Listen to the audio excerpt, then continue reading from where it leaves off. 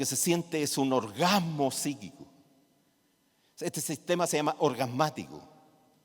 Las endorfinas duran poco, eso sí. Generan placer, tranquilidad, relajación. Los sistemas cannabinoides de marihuana endógena también están ligados con los circuitos placer-recompensa y con los sistemas endorfínicos y otros. Y como desaparecen pronto, luego se activa el circuito y todo el día yo estoy buscando comportamientos, pueden ser químicos, situaciones que me hagan sentir bien a la búsqueda de estas realidades placenteras. No les caberá duda a ustedes que todas las drogas, todas, desde las carreras de caballo, el póker, los pitos, la cocaína, todos activan el circuito placer-recompensa. Y cuando el circuito placer-recompensa es más débil en su control, en la adolescencia. Todos y todas las adolescentes son candidatas y candidatos de riesgo a explorar el mundo de lo placentero, y en el mundo de lo placentero están todas las drogas que ustedes quieran, las que inventó el hombre y las naturales. ¿Sí? Bueno, y adelanto al tiro. ¿Y nosotros vivimos a merced de este circuito? No, alguien definió al hombre como el ser que puede postergar la gratificación. Los animales, ninguno, ni los primates, si tienen ganas de tener sexo, lo van a tener. El ser humano es el único que posterga la gratificación. ¿Y cuál es el circuito? La voluntad, van a decir ustedes. El circuito que maneja eso. De nuevo, el prefrontal. Para entender bien y cerrar esta parte biológica, porque tiene que ver con la prevención de drogas, ¿cómo funciona este circuito? Cuando nace la guagua, se la muestran a la mamá se enamora de la guagua, en la mirada ojo con ojo, se libera oxitocina, se liberan endorfinas, se la pone arriba de la guata, se liberan más drogas, se produce el vínculo, el apego y el circuito, y luego la guagua, ¿qué es lo que hace? Llora. ¿Y qué hace la mamá? Se la pone al pecho. ¿Quién le enseñó eso? La biología y la cultura. ¿Y qué hace la guagua? Succiona. ¿Quién le enseñó? Millones de años de historia evolutiva. Nadie. Eso, millones de años de historia. ¿Y qué? Succiona y al final le va a salir leche. ¿Y cómo se va a sentir? Bien, y se va a relajar. La gente dice, dormí como guagua, dice así, guau. Se le va a caer la saliva, con una sonrisa. ¿Y qué hace el circuito placer-recompensa? Graba biológicamente en el lado duro y mental una ecuación, que la voy a simplificar. Mamá, pecho bueno, leche, comida, seguridad y placer, en un todo. Y se forman redes biológicas que si yo las refuerzo, producto de la experiencia y el aprendizaje, quedan fijas para siempre acá adentro. Con todo respeto de nuevo, no van a invitar más después. Por eso que el hombre busca toda su vida un buen pecho. Lógico. Porque cada vez que se encuentra con este pecho nutricio, está la mamá, está la sexualidad, está la seguridad, está la comida, todo representado biológica y simbólicamente. ¿Sí? Miren el poder del circuito.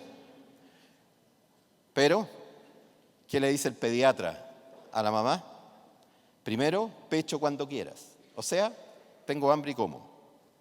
Y después le dice cada 4 horas, cada 6 horas. ¿Y cuál es el mensaje que está mandando? Debe ser educado este circuito con el control. Porque si yo no controlo el placer de la comida, voy a comer cuando quiero, donde quiera, y voy a terminar siendo una obesa o una obesa mórbida, y a los 45 voy a tener infarto, voy a tener accidentes vasculares, por no haber controlado este mundo extraordinario, placentero que es, y básico, comer. Eso vale para todos los placeres. Para todos, para el sexo, la comida, la bebida. Por lo tanto, el manejo de la frustración y el manejo del control voluntario y postergar la gratificación inmediata a la luz puede ser de creencias, religiones, es básico para poder madurar. Ese es el circuito. Si yo no lo educo desde chico, en la adolescencia se vuelve más frágil, ¿ya? Por eso, una ecuación inmediata: ¿desde cuándo comienza la prevención? Desde que el niño nace y antes que nazca. Desde que la mamá le dice al papá, vamos a tener una niñita, no un niñito, y se inviste con los fantasmas, las aspiraciones, los deseos. Los psicoanalistas dicen narcisista: voy a tener el mejor niño, la mejor niñita, la más hermosa. Desde ya comenzó de alguna manera la prevención, en su sentido amplio. Los programas de prevención no existen en tercero medio o a los 11, a los 12, existen si son desde que el niño entra al colegio, bueno, desde que el niño está en la casa y nace, hasta desde la dimensión educativa hasta que sale. Bueno, después entra la educación superior. ¿Y ustedes creen que no se consume ahí? Yo hago clase en ingeniería. Igual toman alcohol y fuman marihuana. Por lo tanto, continúa de alguna manera toda la vida. Pero el periodo más sensible es en el desarrollo. Alcanza su pic en la adolescencia. Muy bien. Seguimos. Ya. Bueno, aquí está la adolescencia y riesgo. El adolescente compara el riesgo, ¿ya?, con lo placentero y siempre gana, aunque sabe, la búsqueda de lo placentero en general, si no tiene control. Entonces, sabe que las drogas hacen mal, conoce los riesgos, sale tarde, por ejemplo, y lo asaltan y dicen mala suerte, a mí no me va a pasar, porque valoriza más eso, y si lo pone uno en contexto de grupo y de comunidad, menos. ¿Ya? El adolescente por naturaleza es impulsivo. Impulsividad y reflexión crítica. Adivinen dónde está la reflexión crítica, de nuevo, aquí, en la zona prefrontal. Por lo tanto, va a tender a probar las cosas ricas y placenteras por naturaleza biológica. ¿Ya? El punto de abajo es clave. La paradoja adolescente es el conocimiento de los riesgos, pero con conducta de riesgo. Porque le gana el otro mundo. ¿Sí? Ya. Camina. No camina. ¿Dónde está? ¿Ya? Muy bien. Esto lo vimos. Además, el adolescente es muy vulnerable al estrés. El cerebro se está transformando y desarrollando.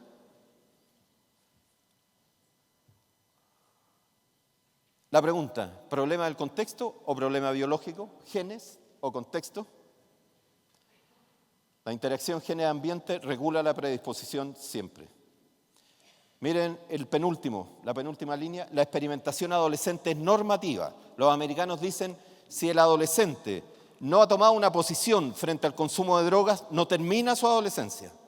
Tiene que terminarla con una propuesta, ya sea de haberla experimentado, de haberla controlado, o decir, como dicen pacientes, yo voy a pitear toda mi vida. Bueno, pero fijó una posición. ¿Sí? Es una tarea. La siguiente. ¿Sí? Gracias. Jóvenes que usan alcohol tienen mayor probabilidad de tener problemas legales, sociales, académicos y de actividad sexual irresponsable. Está todo ligado en los estudios. Y el uso prolongado de alcohol en la adolescencia tiene alto riesgo de perturbar el desarrollo cerebral. Antes se decía que el que queda borracho, queda tirado, se borra. Ese sí que tiene problemas, porque hay destrucción del hipocampo. No, hoy día se sabe que el consumo abusivo, sistemático, inflama el cerebro. Lo inflama, literalmente. Va produciendo daño sistemático, sin emborracharse, el abuso. ¿Sí? La siguiente. Estudios han demostrado que el uso de alcohol antes de los 15 años aumenta 4 veces más el riesgo de dependencia. ¿Cuál es la ecuación biológica de prevención? Mientras más precoz el adolescente entre en contacto con el alcohol o con los químicos adictógenos, más riesgo de uso, abuso y adicción. Su corolario preventivo: retrasar al máximo el contacto con químicos placenteros del adolescente. Es decir, mientras más tarde, más control. Mientras más precoz, más riesgo de uso, abuso y adicción. Si a ustedes yo les paso un buen pito de la buena, ustedes no conocen, Super Skunk 24, Purple Haze, no la conocen, The White Widow, extraordinaria, y una que se llama Creepy, esa es la última, creepy, de creep. Lo más probable es que no se vuelvan adictos si tienen un buen sistema de control, ¿ya?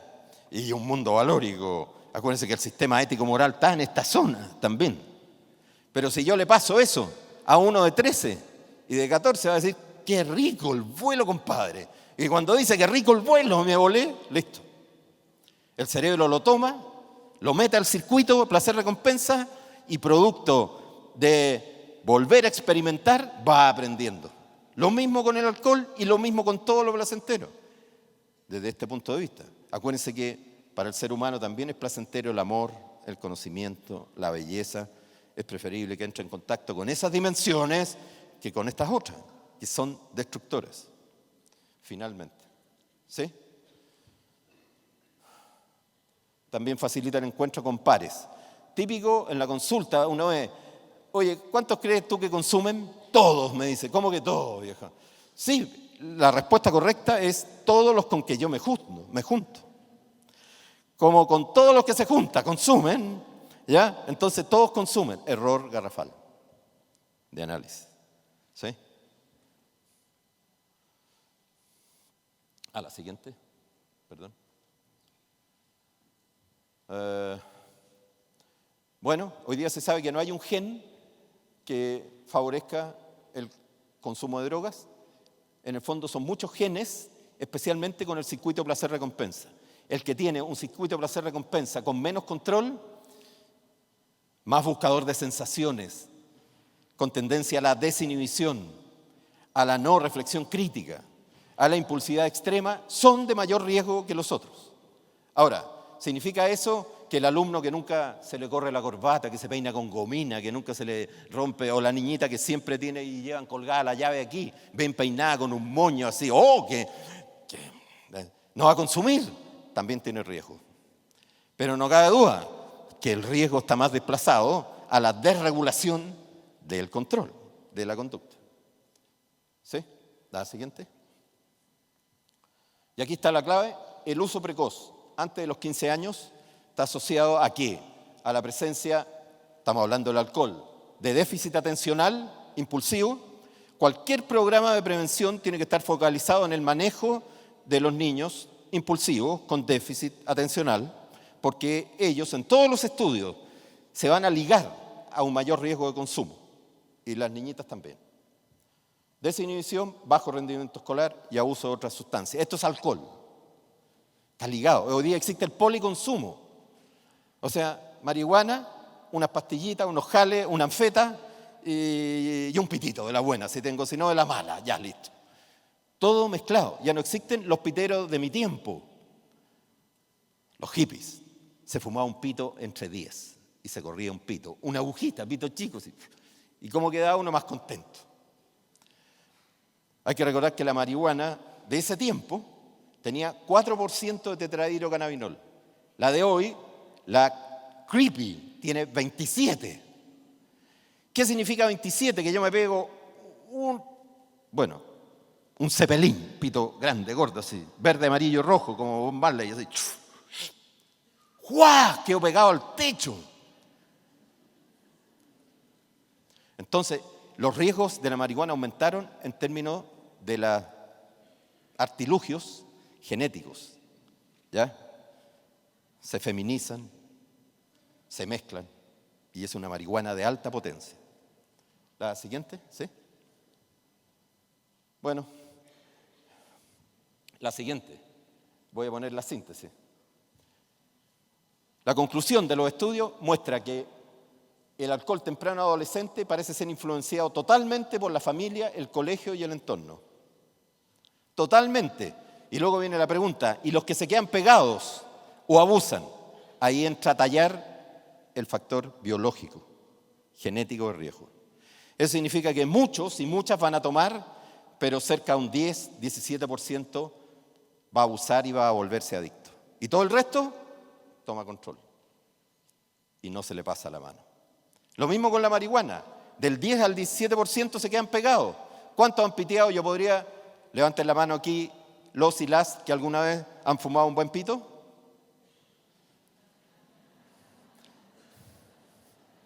que poca gente no conoce, no saben lo que se perdieron. Bueno, yo lo pregunto en todas las charlas de colegio y no levantan la mano esto, y lo pregunto a los profesores, un 20%, un 30% levantan la mano. Y aquí a lo mejor, no creo en este colegio serio, haya gente que consuma, ya no hay adictos, pero muchos y muchas probaron y toman alcohol y no son adictos. 10 a 17%. Factores de riesgo biológico sumados al contexto. Eso es, ¿ya?, el tema de las drogas. La siguiente, por favor. Bueno, hay una asociación entre desórdenes de conducta, dependencia del alcohol, drogas, personalidad antisocial. ¿Sí? Los estresores, los amigos, el contexto y la biología. De todas maneras, esta presentación se la entregué yo, por lo tanto la pueden bajar, y en las noches de ocio, cuando no pueden dormir, la ponen para dormirse. La siguiente. ¿Ah? ¿Se acuerdan del placer-recompensa? Ya lo desarrollamos y me adelanté. El rol fundamental que juega. La siguiente. El adolescente, alta impulsividad, búsqueda de novedad, de sensaciones. Este es un resumen. Recordar que el alcohol destruye el hipocampo. ¿Y el hipocampo qué es lo que es? Controla la memoria explícita. Por eso que se borran. Toma copete y no se acuerda qué es lo que pasó. Destrucción neuronal. ¿Sí? La siguiente. Los factores de vulnerabilidad, la familia, los rasgos de temperamento. Miren cómo está ligado a la delincuencia. Relación negativa, mientras más precoz, más daño. La siguiente. Conducta, emociones negativas, depresión, neuroticismo. Esos son factores ya que vienen desde la psicología, psiquiatría. Alta expectativa de efecto de uso, el uso de los pares, modelamiento familiar, si la familia consume y el papá le da. Muchos de los que comienzan a tomar alcohol precozmente, por lo menos yo pregunto en mi país, lo hacen porque el papá y la mamá le dieron para que aprendan lo que es eso, donde yo te vea, un poquito de copete, de alcohol no. Error garrafal. Mientras más tarde se atrasa el contacto, más prevención y menos riesgo. La siguiente. Bueno, la complejidad, aquí están todos los ejes interactuando, porque se ponen en juego todos en general, para que vean la complejidad del problema, la dificultad para atraparlo. ¿Sí? Muy bien, la siguiente. Entonces, esto es más para los adolescentes, solamente son los datos que refrendan que el déficit atencional, el trastorno negativista desafiante y las conductas disruptivas, la conducta disocial, los niños y adolescentes no son antisociales, son disociales. Uno tiene que estar adulto para decir, este es un antisocial. Si no, está en desarrollo todo. ¿Sí? Miren la asociación. Ahí están los predictores de riesgo biológico, patológico, que también juegan un rol. ¿Y cuántos niños en los colegios tienen déficit atencional? No sé los porcentajes. Debería ser entre 7 y 10%, por lo menos en los metaanálisis. Pero hay colegios que tienen más, 15%. Y los colegios de riesgo, o sea, los colegios donde van a parar a los que echan de otros colegios, se juntan y se globaliza y se concentra, se destila el riesgo. Si no, tiene la curva normal, 7%, 10% debería tener. ¿Sí? ¿La siguiente? ¿Ya? De nuevo, el déficit atencional. Aquí aparece abajo la depresión. La distimia son los depresivos crónicos, pero eso tiene un porcentaje de prevalencia mucho menor que el déficit atencional, de todas maneras. ¿La siguiente? Entonces la pregunta era, ¿qué es primero, el consumo de droga o los problemas de conducta? ¿Cómo ocurren? Y son precedidos el consumo por los desórdenes de conducta, el déficit atencional, es decir, ellos son primeros como factores de riesgo. Por eso que el foco tiene que estar puesto allí. ¿Sí? La siguiente. Se comienza con marihuana y el consumo de droga nunca es neutro, quiebra el desarrollo, altera la identidad, la tolerancia y identificación de afectos, es decir, el desarrollo global de la persona. La siguiente, por favor. ¿Ya hablamos de esto? ¿Se acuerdan? Los factores constitucionales y genéticos. La siguiente. Ahora, me interesaba presentar esta visión del alcoholismo. Yo estudié en la Clínica de la Chile, hice la beca de psiquiatría. Ahí la visión era fenomenológica y decía que el consumo de alcohol tiene 3 ejes. Los que toman solos, los tediofóbicos, esos son más graves. Los normotimizantes, que son los que normalizan la conducta, esos son los que son tímidos, los que quieren hablar y cuando entran allá se dice, les gusta una mina. Y dice, compadre, ¿por qué no vaya y la sacáis a bailar? No, Mateo, tómate esta piscolita, pisco, con 2 dedos de pisco, así, no, así, para adentro. Y al tercero sale, la saca a bailar. En Chile se dice la poncea. Y cuando está lúcido, no se atreve a levantar el dedo. Eso se normotimizan. Los tímidos, los que tienen estrés, arreglan la personalidad. Porque finalmente el alcohol, ¿dónde hace su primer efecto? En la zona prefrontal. Por eso que desinhibe, pierde los controles uno. ¿Ya? Allá dicen, y las lolas se ponen happy, bailan arriba, y los hombres dan jugo arriba de la pelota y todo. Y uno actúa de acuerdo a los deseos, el movimiento emocional. Los que son celosos se ponen más celosos. Allá se dice, no andéis joteando la mina. ¡Paz con nete! No hay que ser ni psicólogo ni sociólogo para saber que los que se agarran y se agarran a puntazo o a golpe fuera de una discoteca, dicen, son los más impulsivos, porque están desinhibidos. Por eso que aumenta el riesgo de la sexualidad irresponsable y de la violencia. Y la gente lo busca, bloquear la zona de control. Es decir, cada uno elige en qué se convierte, en un chimpancé, en un gorila o en un orangután. Porque los orangutanes no tienen esto, no tienen control. ¿Sí? Solo el ser humano tiene ese control. Con el alcohol lo hago desaparecer y peor aún, lo voy dañando si el consumo es crónico. ¿Sí? ¿Y cuál es el sintomático? Esos son los que se curan, síntomas de enfermedades. Cuando andan depresivos, por depresión, toman alcohol, se van más para abajo, eso sí. Los que no pueden dormir como guagua, se pegan 2, listo, tienen insomnio, arreglan sus síntomas. Y en síntesis, lo que hacen todas las drogas, la búsqueda, ¿se acuerdan? De experiencias extraordinarias. ¿Cuál es el problema de las drogas? Que ser humano y drogas van juntos. Porque por naturaleza el ser humano busca lo extraordinario. Está hecho para ser así. Lo extra-ordinario, en el buen sentido. ¿Sí? Y la búsqueda de experiencias, ¿qué es lo que son experiencias estáticas? En que uno trasciende la realidad y se funde con el entorno. Una experiencia extática. La religión genera experiencias estáticas. Y han habido grandes santos con estados místicos. Bueno, las drogas también producen experiencias estáticas. Las drogas alucinógenas, ¿sí?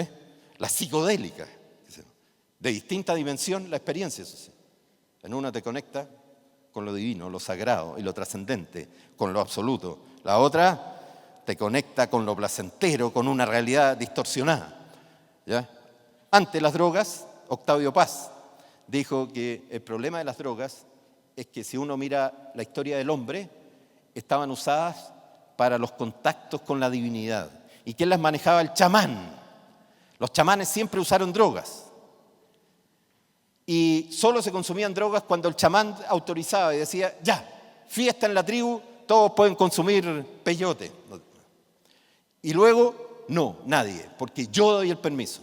Pero cuando las drogas entraron al contexto del consumo y se convirtieron en objeto de consumo por el mercado, solo son para pasarla bien un rato, no hay deseo de trascendencia, de ir más allá de lo que es uno, solo es para pasarlo bien y desde ese momento se rompió el control y se consumen como se consumen ahora. Perdieron su sentido de búsqueda original de lo trascendente. Una propuesta interesante a considerar, ¿sí? La siguiente, perdón.